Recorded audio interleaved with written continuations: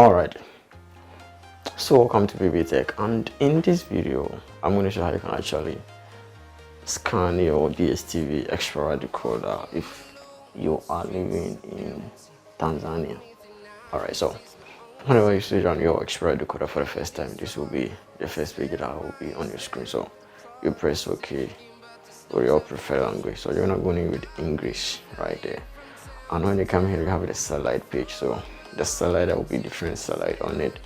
So you have to select the E36B and you press OK to proceed. So when you come here, you need to come down to the manual setup and you press OK to proceed. So on this page, that's the LMB page. Here you need to select the unique cable LMB, that's the unique cable TM/CR. Since the Explora Decoder, you need a unique cable LMB to actually do your installation. So after that, you need to come down and then check on the right side of the page the signal strength, and then the status over there have to actually show, indicating that there is a signal from the satellite dish. And you have to come down to highlight the scan option and you press OK to proceed.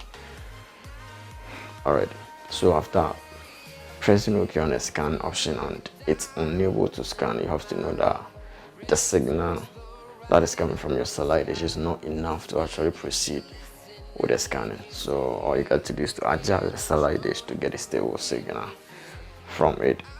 And if this is a new decoder, all you got to do after scanning is to call the Dstv office and provide them with the details of the decoder, that is the smart card number or the IUC number, and they're going to do the necessary activation right there for you.